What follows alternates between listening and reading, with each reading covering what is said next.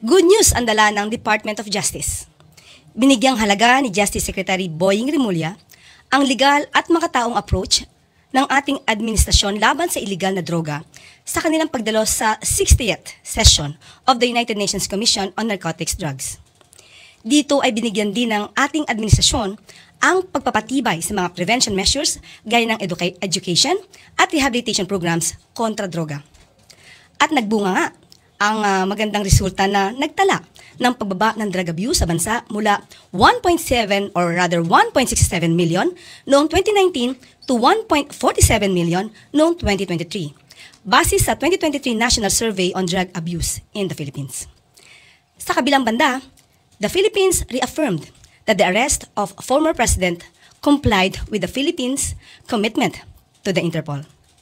Our commitment received support from various civic and civil society organizations.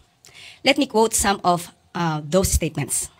Former Senator Lila de Lima said, "Duterte is being made to answer, not me, but to the victims, to their families, to a world that refuses to forget.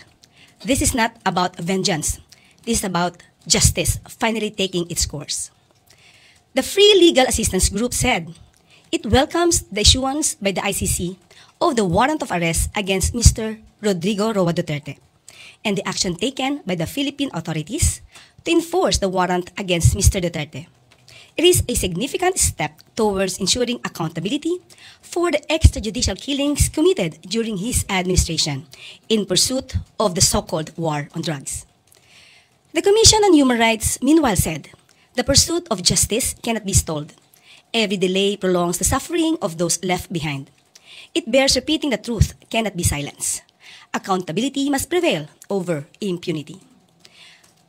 The Project Paghilom hailed Duterte's arrest as victory for justice. Sa mga nagsasabi na si Duterte ay inabuso, ito po, International Criminal Court, walang tao at bayan ang nagdidikta doon. Paano siya inabuso? Human Rights Watch Deputy Asia Director Byrony Lau also said former President Duterte's arrest and transfer to The Hague is a long overdue victory against impunity that could bring victims and their families a step closer to justice. Adding that, this momentous event sends a message to human rights abuses everywhere that one day they could be held to account. Handa na po tayong sumagot sa inyong mga katanungan.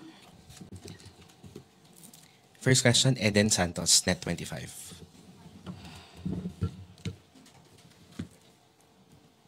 Yusek, good morning po. Tamang-tama siguro sa number one question yung tanong ko dahil kumusta na po ngayon kung meron kayong tuloy-tuloy na monitoring kay dating Pangulong Rodrigo Duterte, nasa na po siya at ano na po yung kanyang lagay?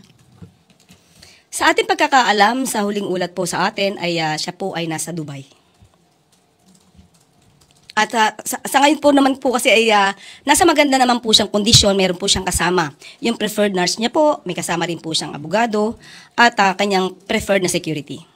Kasi po sa post po ng kanyang daughter na si Kitty Duterte, parang 8 hours daw pong biyahe, isang sandwich lang yung kanilang kinain. Alamin po natin ang katotohanan po niyan. Thank you. Leth Narciso, DZRH. Good morning, Yusek. May gagawin po ba ang pamahalaan para tulungan si former president? Kasi ang dating doon sa kanya mga taga-suporta is basta natin ibinigay sa ICC.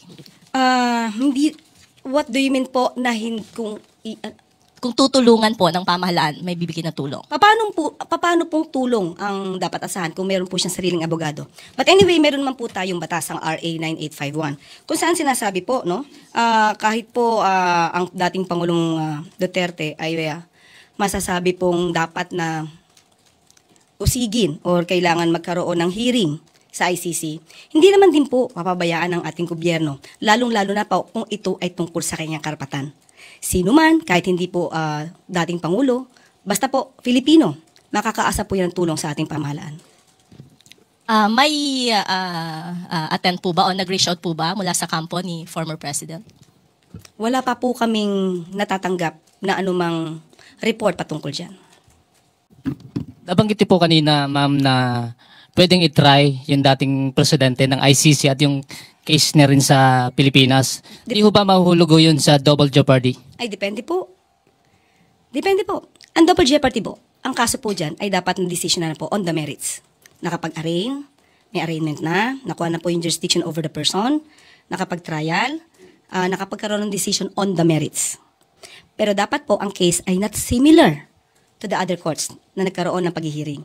So if the courts or if the cases that will be heard before the Philippine courts are different from the cases being heard before the ICC, there would be no double jeopardy. Okay? Follow up lang din po doon sa question ni Ivan, yung pong war on drugs ng dating administration, di ba sa polisiya ng gobyerno po yon para maprotektahan ang taong bayan laban dito sa illegal na droga. Paano naman po yung human rights or karapatan ng mga naging biktima nitong mga sangkot sa illegal na droga na siyang naging parang pundasyon po nung polisiya na yun ng pamahalaan? Nakabuti naman po yung war on drugs sa karamihan ng ating mga kababayan. Dapat natin i-determine anong klaseng kabutihan. Are we talking, kasi you're talking about war on drugs in general. Everybody is against illegal drugs. Tanong natin, war on drugs kasama ang tukang, kasama ang pagpatay, walang due process, kasama yung sasabihan ng polis na, sige, sabihin mo sa kanyang lumaban para matapos na at mabawasan ang problema sa Pilipinas. Hindi siya dapat polisiya ng isang gobyerno in the first place. It's against the law. Killing is against the law. Wala nga tayong death penalty sa Pilipinas eh. Uunahan mo pa. Napatayin? Ang masama, wala pang hearing. So, hindi natin matatanggap na yung war on drugs na pinairal ni dating Pangulong Duterte ay tama. Kung may natulong sa iba, paano naman yung namatayan? Kung meron na biktima, itong mga drug users na to, then the victims can also file cases against these drug users. Pero hindi natin matatanggap na polisiya siya na dapat sundin ng isang gobyerno. Umani naman ito ng iba't ibang reaksyon mula sa ating mga netizens. Ayon kay Hazel Sanchez, the only president who truly cares and who stands up for the Filipino people, kuwit we love you FPRRD. Pahayag naman ni Hazel Antalan, fighting criminals is not a crime. We stand with President Duterte, not a troll here but a real Filipino citizen. At ito naman ang saloobin mula sa ating kababayan na si Karina Braganza, we love you Tatay Digong. Marcos is a traitor, he believes he was voted by Filipinos to please Interpol. He didn't follow the ICC arrest procedures, thereby such arrest is illegal. Mga kababayan, feel free to comment below para maglabas ng saloobin sa balitang ito.